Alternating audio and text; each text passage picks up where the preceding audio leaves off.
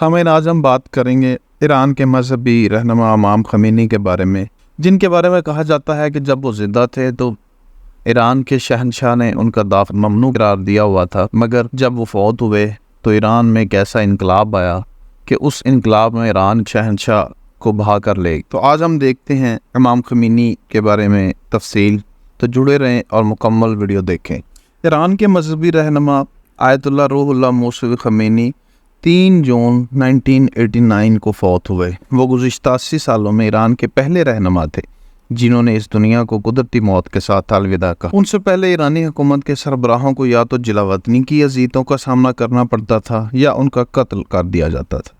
جب خمینی کی موت ہوئی تو حکومت ایران نے انہیں اسلام کے پیغمبر حضرت محمد اور اس کے بعد آنے والے اماموں کے بعد سب سے زیادہ دینی شخص قرار دیا تھا۔ امام خمینی 24 دسمبر سن 1902 کو ایران کے شہر خمین میں پیدا ہوئے۔ خمینی کم لوگوں سے ملنا جلنا پسند کرتے تھے۔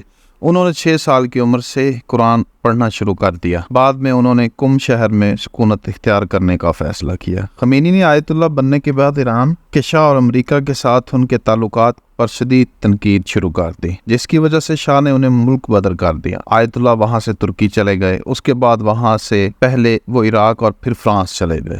فرانس میں خمینی کا دن صبح 3 بجے شروع ہوتا تھا، یعنی صبح کی نماز سے بہت پہلے۔ اس وقت وہ ان کاغذات کو پڑھنے میں صرف کرتے تھے جو ایک دن پہلے آئے ہوئے تھے، اور خمینی انہیں پڑھنے کا وقت نہیں ملتا تھا۔ 7 بجے ناشتہ کرنے سے پہلے وہ غیر ملکی پریس رپورٹرز کے فارسی ترجمے پڑھتے تھے۔ باقر معین اپنی کتاب خمینی دی لائف آف آیت اللہ میں لکھتے ہیں کہ اگلے 3 گھنٹے وہ ایران کی تازہ ترین خبروں اور اپنی ذاتی معاملات پر غور و فکر کرتے تھے۔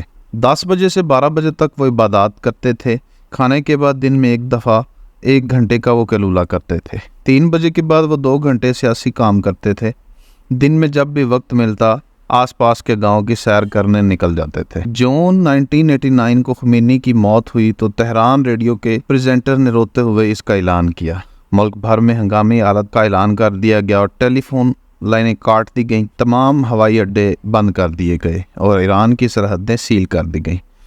اس وقت ایران کے صدر رفسنجانی کو لگا کہ خمینی کے اس دنیا سے چلے جانے سے ایران میں استحکام آئے گا۔ خمینی کے جنازے میں لاکھوں ایرانیوں نے شرکت کی۔ ان کی میت کو ایئر کنڈیشن باکس میں رکھا گیا تاکہ لوگ ان کے آخری دیدار کر سکیں۔ ایک اندازے کے مطابق خمینی کے جنازے میں تقریباً 20 لاکھ افراد سے زائد نے شرکت کی۔ اس وقت ہجوم اتنا زیادہ تھا کہ تہران کی فائر بریگیڈ کو لوگوں پر پانی کی بارش کرنی پڑی تاکہ وہ گرمی اور دم گھٹنے سے بے ہوش نہ ہو جائیں۔ بالآخر ان کی میت کو ہجوم سے بچانے کے لیے ہیلی کاپٹر میں منتقل کرنا پڑا، لیکن جیسے ہی ہیلی کاپٹر اترا، ہجوم نے آگے بڑھ کر خمینی کی لاش کو قبضے میں لے لیا۔ لوگوں میں ان کے سفید کفن کا ٹکڑا حاصل کرنے کا مقابلہ شروع ہو گیا تاکہ وہ اسے یادگار کے طور پر اپنے پاس رکھ سکے۔ ایرانی میڈیا نے بتایا کہ خمینی کو سپرد خاک کیے جانے کے دوران تقریباً 10,000 افراد زخمی ہوئے اور درجنوں کو جان سے ہاتھ دھونا پڑا۔ خمینی کے گزر جانے کے بعد ایران میں انقلاب آیا اور یہ انقلاب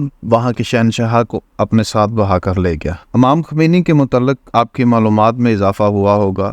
ملتے ہیں ایک نئی ویڈیو کے ساتھ، تب تک کے لیے اللہ حافظ۔